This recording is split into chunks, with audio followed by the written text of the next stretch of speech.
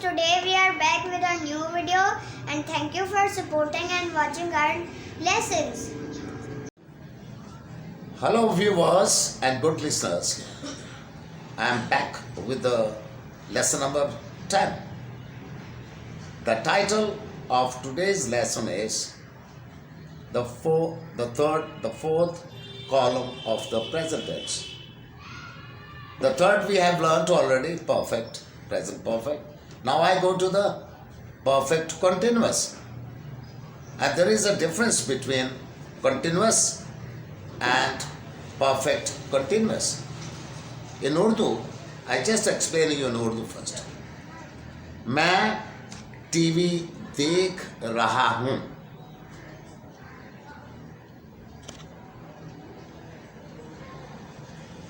चौथे कॉलम में जब जाएंगे तो परफेक्ट कंटिन्यूअस में मैं ये कहता हूँ मैं टीवी देखता रहा हूँ. और दोनों में डिफरेंस है. मैं देख रहा हूँ और मैं देखता रहा हूँ. लहजा हमें ये चाहिए कि दोनों को अलग अलग तरीके से समझें. वो यूं समझना है. मिसाल के तौर पर मैं किताब पढ़ रहा हूं. मैं ये कहता हूं I am reading a book. यहां पर एंडिंग होती है. लेकिन जब मैं चौथे कॉलम में प्रेजेंट परफेक्ट कंटिन्यूअस में कहता हूं मैं किताब पढ़ता रहा हूं, अभी यहां पर ये देखना है कि आगे मुझे क्या लगाना है. मुझे ये लगाना है, दो वर्ड आपको याद रखने पड़ेंगे, सिंस और फॉर. सिंस और फॉर ये दोनों का मतलब जो है से है. ये दोनों अल्फाज का मतलब जो है से है. वैसे फॉर तो हम के लिए भी इस्तेमाल करते हैं, लेकिन यहां मैं ये बताना चाह रहा हूं कि सिंस और फॉर का इस्तेमाल जो है वो वाहिद एक चौथा कॉलम जो है प्रेजेंट का, उसी में हम यूज करेंगे.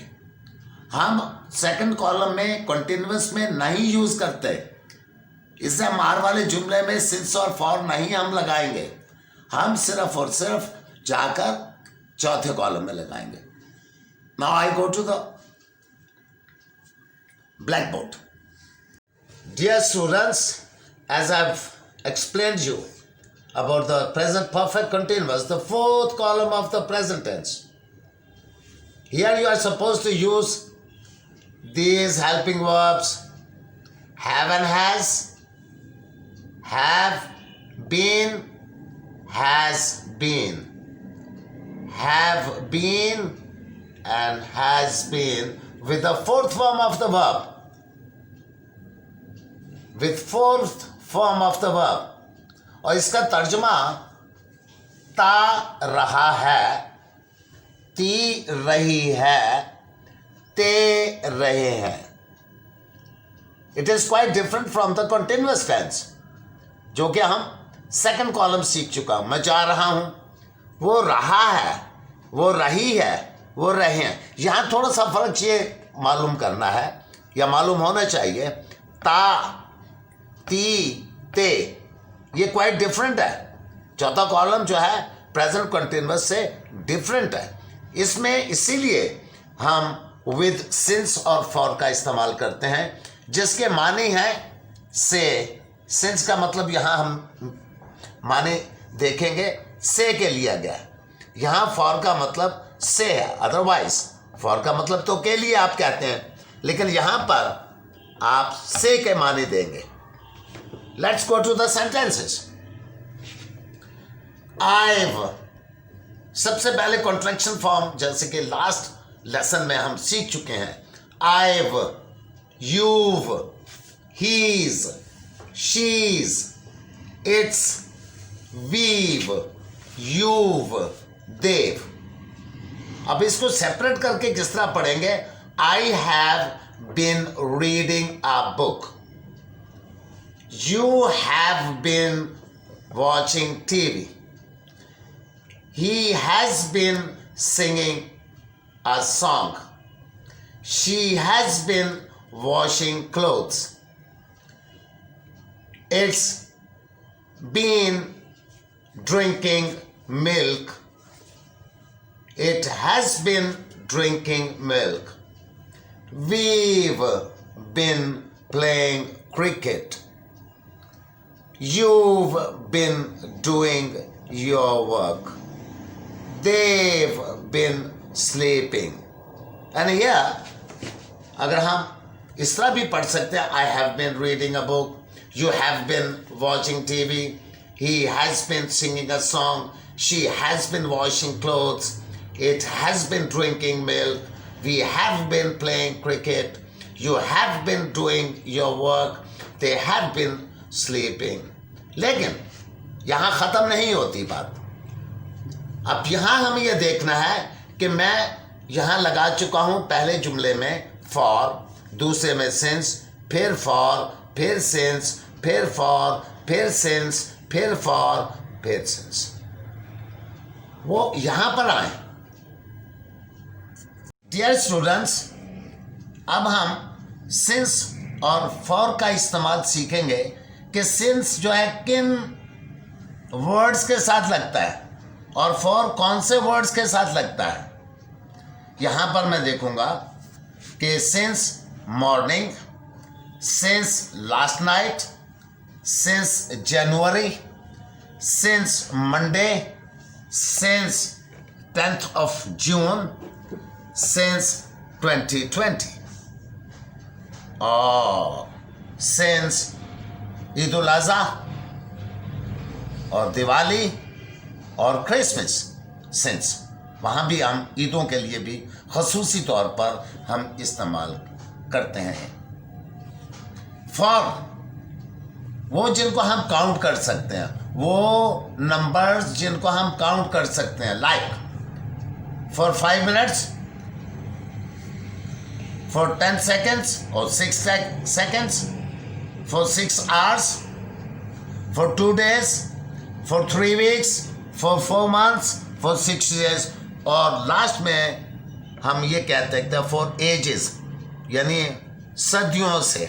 for ages, ages के साथ भी हम लोग the word for लगाते हैं.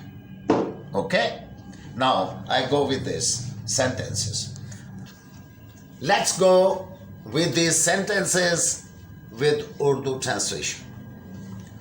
I've been reading a book for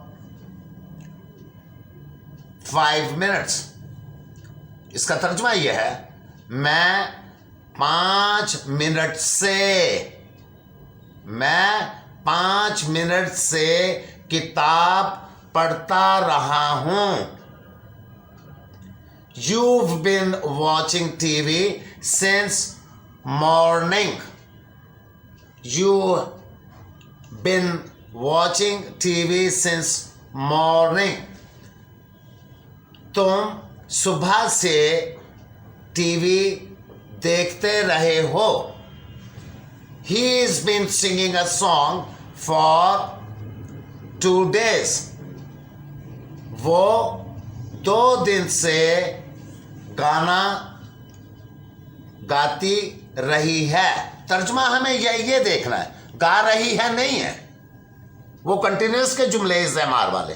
लेकिन यहां सिंस और फॉर लगाने से हमारा तर्जुमा जो है ता रहा है, ती रही है और तेरे हैं. ये बड़ा मैंने वजाहत से आपको बयान करने की कोशिश कर रहा हूं ताकि आप रहा है, रही है, रहे हैं का तर्जुमा जो है सेम एज इट इज़ नहीं समझे. इंग्लिश स्पीकिंग लोगों के लिए इसका तर्जुमा जो है हम उर्दू स्पीकिंग वालों के साथ ये तर्जुमा है. मैं जा रहा हूँ, मैं खा रहा हूँ, वो अलग से इस्तेमाल वाले जुमले. लेकिन यहाँ पर हैव बीन हैज़ बीन के साथ सिंस और फॉर जब हम लगाते हैं तर्जुमा ये होगा, ता रहा है, ती रही है और ते रहे हैं. Is it clear? Okay, now we go to she has been washing clothes since last night. Since last night, वो कल रात से कपड़े धोती रही है. क्योंकि रही है, रहा है, रही है ये प्रेजेंट टेंस के जुमले हैं, इसलिए हमें पता होना चाहिए कि प्रेजेंट परफेक्ट कंटिन्यूअस में उसकी एंडिंग हम उर्दू स्पीकिंग वाले उसकी एंडिंग को मद्देनजर रखें. Now we go to this sentence. It's been drinking milk for 5 seconds. ये it का तर्जुमा यहां पर ये करेंगे. It's been drinking milk for 10 seconds. ये 10 सेकंड से दूध पीता रहा है. पी रहा है नहीं है, पीता रहा है. We've playing cricket since, आप कुछ भी डाल सकते हैं. सिंस देखिए, सिंस मॉर्निंग है, लास्ट नाइट है, जनवरी है, मंडे है, कुछ भी आप डाल सकते हैं. ये आपको याद रखने पड़ेंगे. ये वर्ड जो मैंने लिखे हैं, तो you have to keep it in your mind. Write it on somewhere in your notebook that we should not forget to put with since and for these special words. We've been playing cricket since Monday.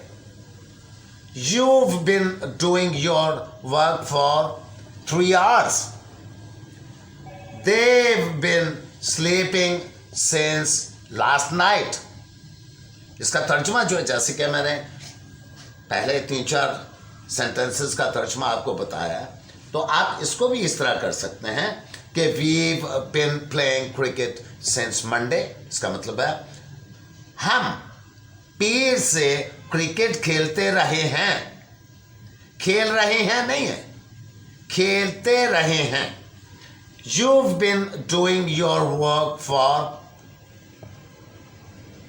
20 seconds. आप अपना काम 20 second से करते रहे हैं. They've been sleeping since, अब यहां देखिए, कुछ भी आप लगा सकते हैं. मॉर्निंग लगा सकते हैं. Okay, it is up to you. They've been sleeping since morning. वो सुबह से सोते रहे हैं.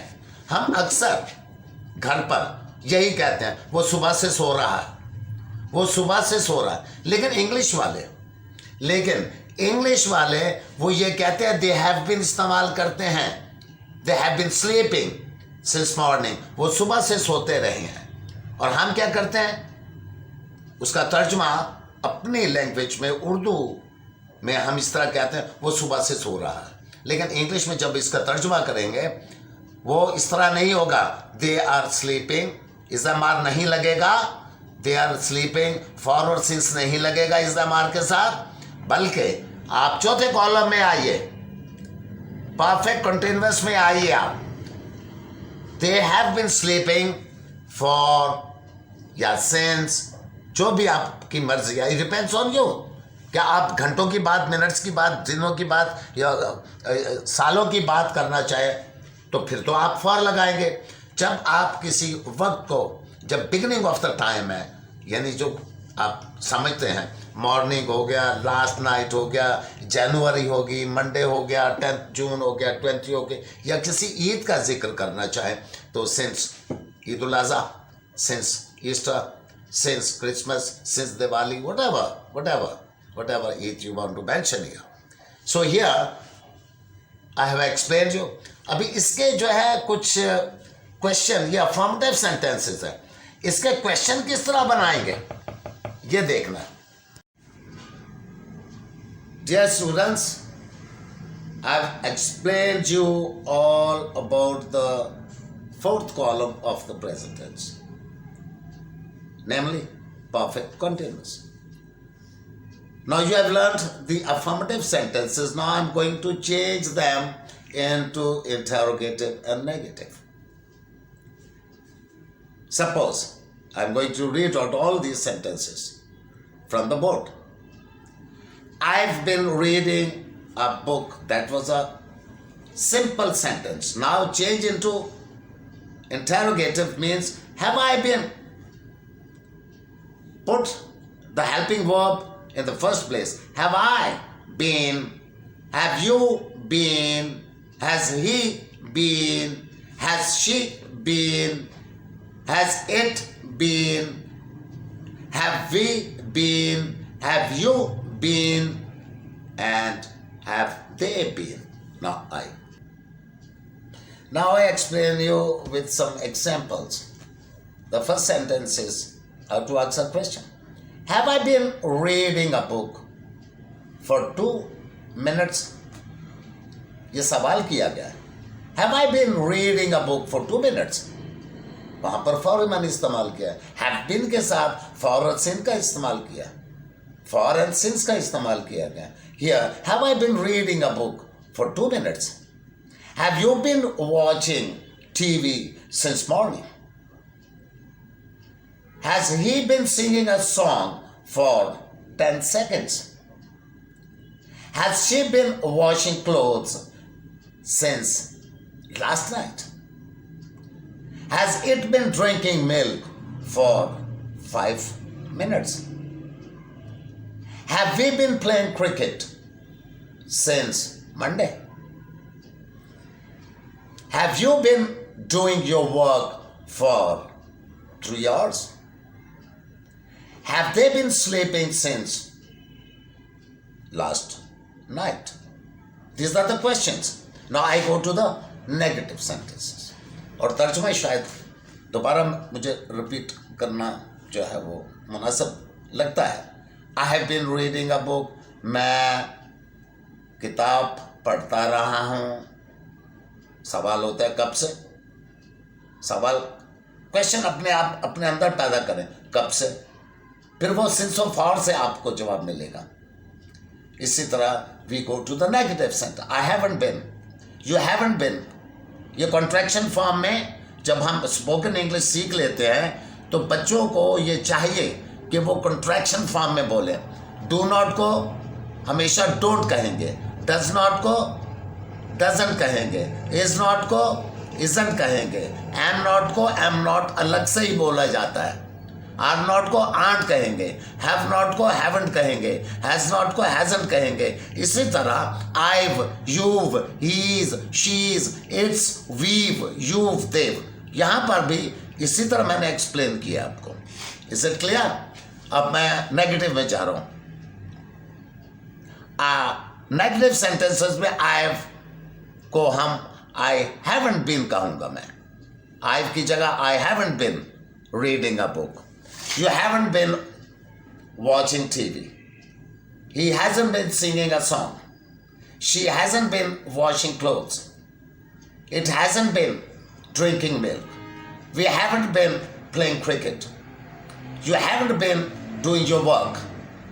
They haven't been sleeping. आप क्वेश्चन में सेंस ऑफ वर्ड लगा सकते हैं, लेकिन वो that depends on आगे चल के हम मजीद इसके साथ हाउ लॉन्ग के साथ क्वेश्चन किया जाता, हाउ फार के साथ क्वेश्चन किया जाता है. फिर आप अब उसका टाइम पीरियड पूछते हैं, चाहे वो दिनों में हो, मिनट्स में हो, घंटों में हो या सालों में हो. I hope you have understood this lesson. I think you have understood. और ये याद रखेंगे कि ये column number 4 is quite different, entirely different from the second column. और प्रेजेंट का सेकंड कॉलम क्या है? Present continuous. पहला कॉलम प्रेजेंट का जो है वो इंडेफिनिट है, या सिंपल प्रेजेंट भी इसको कहते हैं. और सेकंड कॉलम कंटिन्यूअस है. ये जैसे दूसरा वर्ड उसको दिया जाता है प्रोग्रेसिव है. तीसरा कॉलम परफेक्ट है. चौथा कॉलम जो आज हम लेसन नंबर 10 में उसकी तफसील हम सीख चुके हैं, तफसील से पूरी इसकी एक्सप्लेनेशन सीख चुके हैं. वो चौथा कॉलम है हैव बीन, हैज बीन, और ये परफेक्ट कंटिन्यूअस का. I think you have understood thoroughly from this lesson. When you talk with the people, you have to abide by the rules. क्योंकि स्पोकन इंग्लिश में हमें बहुत सारी ऐसी चीज़ें, बारीकियां मिलती हैं जो हमें सीखनी चाहिए. Is it clear? May God bless you. I think you have done great to watch my video. Thank you. I've been reading a book for 3 weeks. You've been watching TV since morning. He's been singing a song for 7 seconds. She's been washing clothes since last night. It's been drinking milk for 5 minutes. We've been playing cricket since 2015. You've been doing your work for 2 days. They've been sleeping since last night. Bravo, bravo, bravo, Sholmet. You have read out all these sentences perfectly. May God bless you. Thank you. Thank you for watching our video. Don't forget to like, share and subscribe our channel. Bye. And please give your feedbacks. Thank you.